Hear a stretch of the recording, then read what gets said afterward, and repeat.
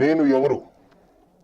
నేను నిరుపేదల్లో నుండి ఒకడిని, సంపన్నుల్లో నుండి ఒకడిని, మీ ఊర్లో నుండి ఒకడిని, మీ పట్టణాల్లో నుండి ఒకడిని, నేను యువతలో ఒకడిని, ముసలివారి నుండి ఒకడిని, ఆడవారిలో నుండి ఒకడిని, మగవారి నుండి ఒకడిని, వైజాగ్లో ఉండే ఒకడిని, తిరుపతిలో ఉండే ఒకడిని, నేను విజయవాడలో ఉండే ఒకడిని, రాజమండ్రిలో ఉండే ఒకడిని, నేను ఆంధ్రప్రదేశ్లో ఉండే ఒకడిని, మీలో ఒకడిని.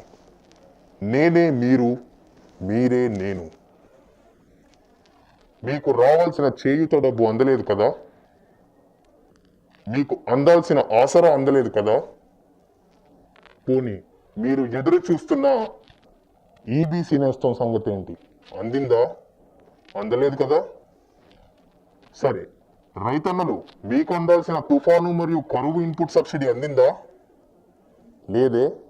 తమ్ముళ్ళు, మీకు విద్యా దీవెన ద్వారా అందాల్సిన ఫీజు రియంబర్స్మెంట్ అయినా వచ్చిందా? రాలేదే. ఎందుకో తెలుసా?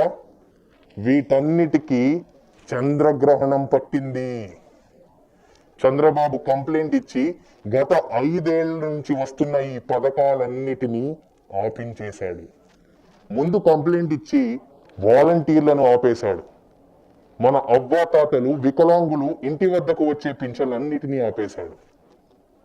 కారణం తెలుసా? బాబుకి చాలా స్పష్టంగా తెలుసు, జగన్కు అవ్వాతాతలు, వికలాంగుల ఆశీస్సులు ఉన్నాయని.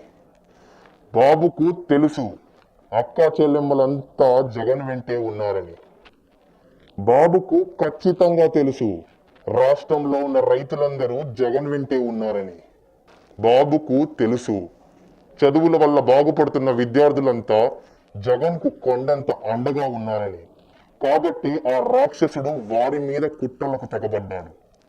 ఈ చంద్రగ్రహణం సంపూర్ణంగా తొలగాల్సిన సమయం ఆసన్నమైంది.